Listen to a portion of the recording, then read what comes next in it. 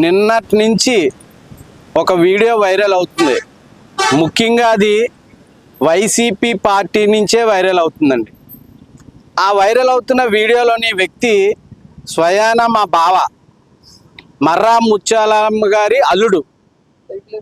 ఈ మర్రా ముత్యాలమ్మ గారి అల్లుడు తాలూకా వీడియోని వైసీపీ పార్టీ వైరల్ చేస్తుందండి.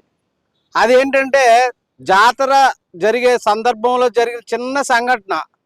ఎందుకంటే ఇది నేను కుటుంబ సభ్యుడిగా ముందుగా వచ్చి ఎందుకు చెప్తున్నానంటే, నా పేరు మర్రా అప్పలరాజు అండి, మర్రా ముత్యాలమ్మ కొడుకునండి. ఆయన స్వయాన మా బావ, మా అక్కల ఆయనండి. ఎందుకు చెప్తున్నానంటే, మాకు 365 రోజులు కూడా అయ్యన్న పాత్రుడు గారి కుటుంబంతో సత్సంబంధాలు ఉంటాయండి. మా కడుపు చూసి అన్నం పెడతారండి. నాకైతేనేమి, మా అక్కకైతేనేమి, మా చిన్నప్పటి నుంచి కూడా ఆ కుటుంబంతో మా తల్లిదండ్రులు అవినీభావన సంబంధం ఉందండి. మాకు ఆకలి వస్తుందంటే ఇంటికి వెళ్ళి అన్నం తెచ్చుకొని మా ఇంట్లో తింటామండి. ఈరోజు ఇలా నిలబడగలిగామంటే because of reason Ayyanna Patrudu family. Ayyanna Patrudu garu కానీ, పద్మమ్మ గారు కానీ, రాజేష్ బాబు కానీ, విజయబాబు కానీ, ఈ రోజుకి కూడా మాకు కష్టం వస్తే ముందుకి వచ్చిన కుటుంబం ఏదైనా ఉందంటే నర్సీపట్నంలో ఆ కుటుంబం ఒకటేనండి. సార్ ఆ సంఘటన ఏది చిన్న సంఘటన మీరు ఇంత వైరల్ చేసి మేమేమన్నా మాకు కష్టం కలిగిందని మీ దగ్గరకు వచ్చి అడిగామండి? మేము అడిగామా? నేను అడిగానా? మా అక్క అడిగిందా? మా బావ అడిగాడా? మా బావ కొడుకు అడిగాడా? ఎందుకు సార్ అలా వైరల్ చేస్తున్నారు? మాకు అసలు చాలా చిన్న సంఘటన అది. ఆయన మా కడుపు చూసి అన్నం పెట్టే వ్యక్తి మా మీద కసురుకుంటారు, మమ్మల్ని ఒక మాట అంటారు. ఆయనకి ఆ హక్కు ఉంది. మేము పడతామండి, కొట్టించుకుంటాం, తిట్టించుకుంటాం. మీకేంటి నొప్పి? ఎందుకని రాజకీయం చేస్తున్నారు? ఆయన 10 మందికి ఉపయోగపడే వ్యక్తి అయ్యన్న పాత్రుడు గారు అంటే నర్సీపట్నం నియోజకవర్గం అవనివ్వండి, ఆంధ్రప్రదేశ్ రాష్ట్రం అయితేనేవ్వండి. మేము సామాన్య కుటుంబీకులు అండి. మమ్మల్ని ఎందుకు ఇలా వైరల్ చేసి ఈ వీడియోని రన్ చేసి 10 సార్లు ప్రెస్ మీట్లు పెట్టి మమ్మల్ని వేధిస్తున్నారు? మీకు చెప్తున్నాను సార్, మా బావ కానీ మనస్తాపం చెంది, మా అక్క కానీ, మా అక్క కొడుకు కానీ, కోడలు కానీ ఏమన్నా జరిగితే మాత్రం వైసీపీ పార్టీ ప్రతి ఒక్కరి మీద కూడా మేము చట్టపరమైన చర్యలు తీసుకోవాల్సింది. ఇగో పత్రిక ముఖంగా చెప్తున్నాం సార్. ఏం సార్, డాక్టర్ సుధాకర్కి చేసింది కంటే మాకు అలాగే చేద్దామని మీ ఉద్దేశమా? ఇదేంటి సార్, జరిగిన సంఘటన చిన్నది. ఆయన మా కడుపు చూసి అన్నం పెట్టే వ్యక్తి. ఆయన మమ్మల్ని ఒక మాట అంటారు, మేము పడతాం. మీకు ఏంటి నొప్పి? మేమేమన్నా వచ్చి మీ కాళ్ళు పట్టుకున్నామా? మిమ్మల్ని అడగమన్నామా? మిమ్మల్ని వైరల్ చేయమన్నామా? ఏంటి సార్, 23 జిల్లాల్లో కూడా వైరల్ చేసి ఏ సాధిద్దామని? మీకేమైనా కక్షగా ఉంటే ఆయనతో డైరెక్ట్ గా పోటీకి వెళ్ళండి. మా పరువులు తీద్దామనా? మమ్మల్ని వీధిని పడుద్దామనా? డాక్టర్ సుధాకర్ లాగే మానసిక వేదన చెంది మేమేదో చేసుకుంటామనే ఉద్దేశం? అలా జరిగితే మాత్రం వైసీపీ నాయకులు ప్రతి ఒక్కరి మీద కూడా క్రమశిక్షణ చర్యలు తీసుకోవాలని పత్రిక తెలియజేస్తూ చాలా బాధపడుతున్నామండి. ఈరోజు నిన్న మా బావ స్వచ్ఛందంగా వచ్చి ప్రెస్ మీట్ పెట్టాడు. ఈరోజు నేను వచ్చి ప్రెస్ మీట్ పెడుతున్నాం. మాకు లేని నొప్పి మీకు ఎందుకు సార్? మేము కుటుంబం, మా కడుపు చూసి అన్నం పెట్టే కుటుంబం అది నర్సీపట్నానికి. ఇదే చెప్తున్నాం సార్. ఇక పత్రిక ముఖం చెప్తున్నాం, ఇంకా చట్టపరమైన చర్యలు తీసుకుంటామండి. ఈ వైసీపీ నాయకులందరి మీద కూడా చెప్తున్నాం, ఖబర్దార్. స్పీకర్ గారు ఎవరో దళితుని కొట్టాడని చెప్పేసి ఒక వీడియో వైరల్ చేస్తున్నారు వైసీపీ ప్రభుత్వం వాళ్ళందరూ కలిపి, వైసీపీ పార్టీ వాళ్ళందరూ కలిపి. మరి దానికి సంబంధించి అదే బాధితుడు నన్ను కొట్టలేదు, నేను కాలు తొక్కడం వల్ల కొంచెం అలా జరగమని చెప్పేసి అన్నారు, నన్ను కొట్టినట్టుగా రాజకీయాలు చేసి వైసీపీ వాళ్ళందరూ చిత్రీకరిస్తున్నారని బాధితుడు చెప్పడం కూడా జరిగింది. కానీ ఈ విషయాన్ని మరి ఎందుకు వైసీపీ వాళ్ళందరూ కలిపి ఇలా వైరల్ చేస్తారో అర్థం కావట్లేదు. మరి వైసీపీ వాళ్ళు గత ఎమ్మెల్యే పెట్ల ఉమాశంకర్ గణేష్ గారు దళితుల కోసం మాట్లాడే అర్హత మీకు లేదు గణేష్ గారు. ఎందుకంటే ఆనాడు దళిత డాక్టర్ సుధాకర్ గారు సావుకి ప్రత్యక్ష కారకులు మీరే. కావేరీబాయి గారు చెప్పారు, స్లోపాజిన్ ఇంజక్షన్ ఇచ్చి చంపించేశారు గణేష్ అలాగని. కానీ మరి ఆ విషయానికి మీరు క్షమాపణ చెప్పలేదు, తప్పు అయిపోయిందని. మీరు ఎందుకు దాని మీద ఖండన ఎందుకు ఇవ్వలేదు? మరి ఈనాడు దళిత కుటుంబానికి కూటమి ప్రభుత్వం వచ్చిన తర్వాత స్పీకర్ గారి సారథ్యంలో, స్పీకర్ గారి కృషితో డాక్టర్ సుధాకర్ గారి కుటుంబానికి ₹1 కోటి ఇవ్వడం జరిగింది. అదే కుటుంబంలో మళ్ళీ ఒక ఉద్యోగం ఇవ్వడం జరిగింది. ఇది అయ్యన్న పాత్రుడు గారి కృషి. ఎందుకంటే ప్రత్యక్ష సాక్షి నేనే, ఆ ఫైల్ అంతా కదిపింది కూడా నేనే కదిపించాను. అందువల్ల నేను ఈరోజు మీడియా ముందుకు రావడం జరుగుతుంది. గత ప్రభుత్వంలో అయితే మరి వైసీపీ గవర్నమెంట్ దళితుల భూములు లాక్కొని జగనన్న కాలనీకి పెట్టారు. మరి అదే భూమిని దళితులకు ఇవ్వాలని చెప్పేసి అయ్యన్న పాత్రి గారు స్పాట్లో ఆ ప్లేస్కి వచ్చి పోరాటం చేయడం జరిగింది. దళితుల భూములు లాక్కొని సచివాలయాలు కట్టడం జరిగింది. మరి ఆనాడు దళితుల మీద మీకు ఎక్కడ ఎందుకు ప్రేమ లేదు? ఈనాడు రోడ్డు ఎక్కుతున్నట్టు నా సోదరులు వైసీపీ ప్రభుత్వంలో కొంతమంది ఉన్నారు. సోదరులారు, మరి ఆ రోజు మీరు డాక్టర్ సుధాకర్ని చంపినప్పుడు ఎందుకు ముందుకు రాలేకపోయారు? మీరు ఈ రోజు ఏదో జరిగింది అని చెప్పేసి వాట్సాప్లో వైరల్ అయిన దానికి మీరు అంత హంగామా చేస్తున్నారు కదా. డాక్టర్ సుధాకర్ కుటుంబానికి న్యాయం చేయమని ఎందుకు మీరు పోరాటం చేయడం? దానికి ముందుకు రాలేదు. అలాగనే గణేష్ గారికి నేను ఒకటే చెప్తున్నాను, దళితులతో మీరు రాజకీయం చేయొద్దు, దళితులను అడ్డం పెట్టుకొని రాజకీయం చేయొద్దు. మీకు ఏమైనా చేతనైతే మీ రాజకీయాలు మీరు చేసుకోండి. దళితులకు మేము ఇది చేసామని చెప్పి గంటాపదంగా మాట్లాడేప్పుడు మీరు రాజకీయాలు చేయడానికి దళితులు వాడుకోండి. అంతే తప్ప కానీ మీరు దళితుల మీద లేనిపోని అన్ని పెట్టి మా పరువులు తీయొద్దు. ఆ దెబ్బతిన్నాడని చెప్పి ఆ మనిషి కూడా మా దళిత కుటుంబానికి సంబంధించినోడే, అతను పరువు తీస్తున్నారు మీరు అందరూ కలిపి.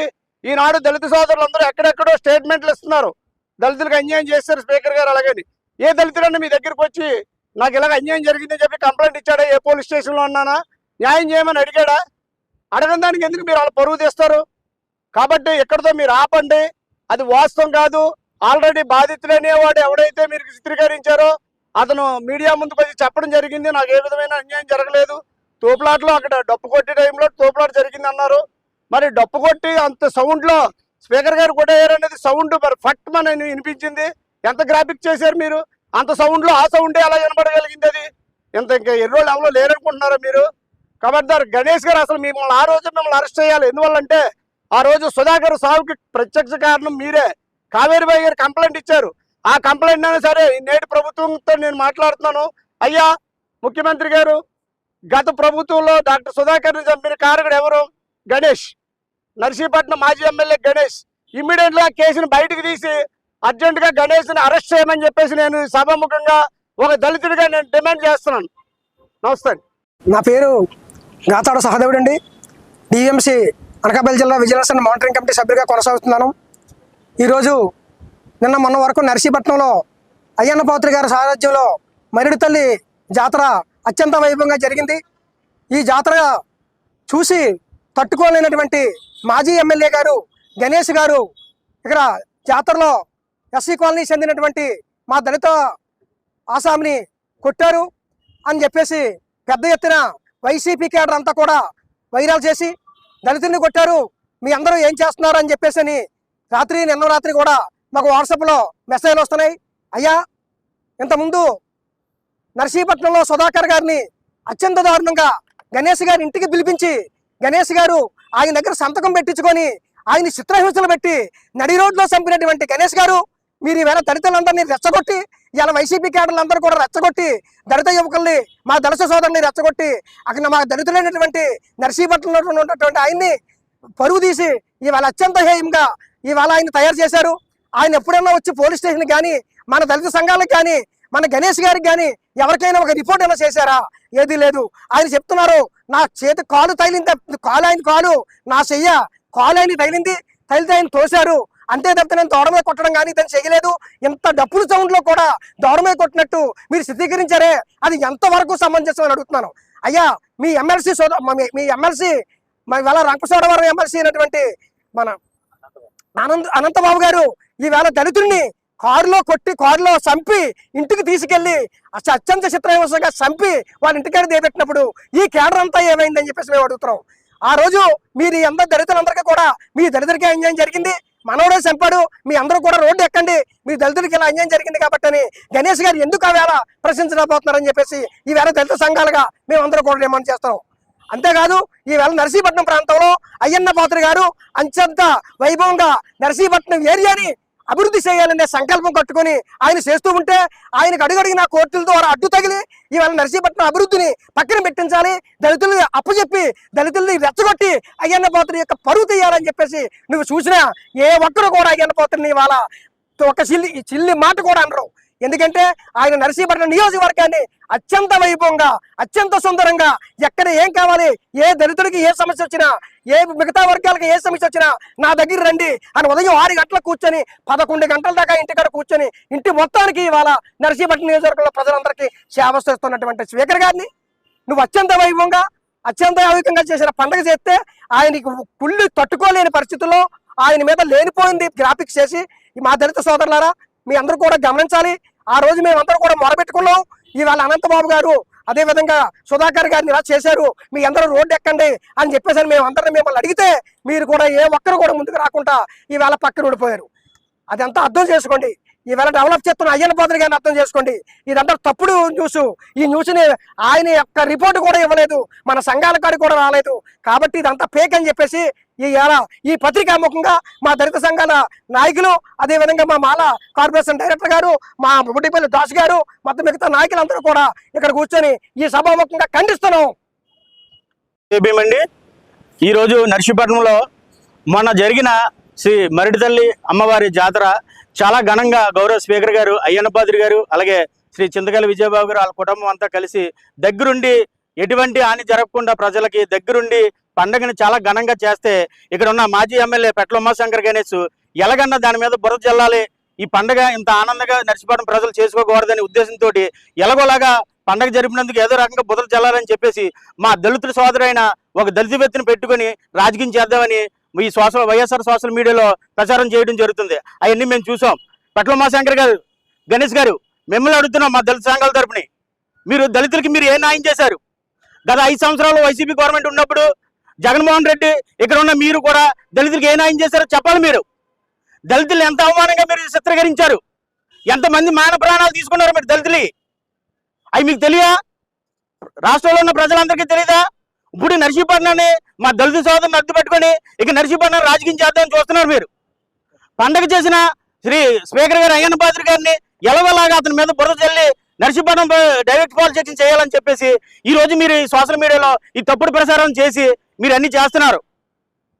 అలాగే దళితులైన మా మాజీ మున్సిపల్ చైర్మన్ ఆదిలక్ష్మి గారు మీరు ఎంత అవమానించారు? మీరు మా దళిత సోదరి మీ పార్టీలో ఉండేది అప్పుడు ఎంత అవమానించి పార్టీ ఆఫీసుల నుంచి కళ్ళని నీళ్ళు తెచ్చుకొని బయటకు వచ్చింది. మీరు పార్టీ ఆఫీసులో ఎంత అవమానించారు? ఇదే మీ దళితుల పట్ల ఉన్న మీకు ప్రేమ? ఇప్పుడు మీకు దళితులు కుట్టుకొచ్చారా? మీకు ఇప్పుడు ఏదో దళితులకి ఏదో జరిగిందని చెప్పేసి మీరు సోషల్ మీడియాలో పెద్ద ప్రచారం చేసేస్తున్నారు. మీరు జరగలేని సృష్టిస్తున్నారు మీరు.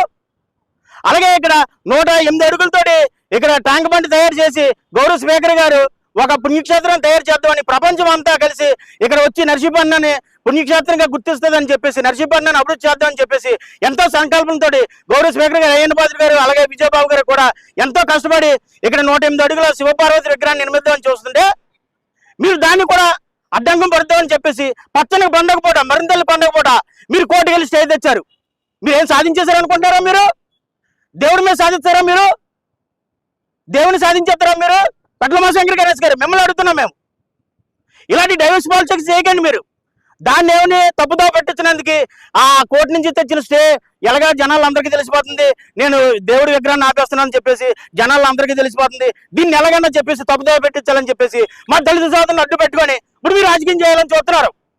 ఇది మీ పద్ధతి కాదు. గణేష్ గారు మీకు చెప్తున్నాం, నర్సీపట్నం దళితులందరం కలిసి మీకు చెప్తున్నాం, నర్సీపట్నం దళితులు ఓడుకోవడం మీకంటే ఎవరు బాగా ఓడుకోలేరు. అది మీకే చెల్లింది. అంతకుముందు చైర్మన్ కూడా మీరే ఓడుకున్నారు. ఇప్పుడు ఒక దళితుని సోదరు మా నర్సీపట్నం సోదరుని అడ్డు పెట్టుకొని ఇప్పుడు రాజకీయం చేయాలని చూస్తున్నారు. ఇప్పుడు కన్నా మానుకోండి, దళితులు అడ్డు పెట్టుకొని రాజకీయం చేయడం మానుకోండి. నర్సీపట్నం అభివృద్ధి చేస్తున్నారు స్పీకర్ గారు, అతనికి తోడుండి సహకరించండి, లేదంటే కూర్చోండి. మీకు నర్సీపట్నం పని చేయడం రాదు, పండగ చేయడం రాదు. మీకు నర్సీపట్నం 5 సంవత్సరాలు ఏ పనులు చేశారో చూపించండి మీరు. ఇప్పుడు గౌరవ స్పీకర్ గారు నర్సీపట్నం ప్రజల ఆనందాన్ని తెలుసుకొని నర్సీపట్నం ప్రజలకు ఏం కావాలో తెలుసుకొని ఆ విధంగా నర్సీపట్నం అభివృద్ధి చేస్తుంటే అట్లా అడ్డు పడదామని చెప్పేసి ఇప్పుడు దళితులు అడ్డు పెట్టుకొని రాజకీయం చేస్తున్నారు మీరు. కాబట్టి ఈ విషయాలు మాత్రం దళితులు అడ్డు పెట్టుకొని మీరు రాజకీయం చేద్దాం చూస్తే నర్సీపట్నాన్ని మిమ్మల్ని చూస్తూ వాళ్ళకొరు దళితులు. కాబట్టి ఇదే వార్నింగ్.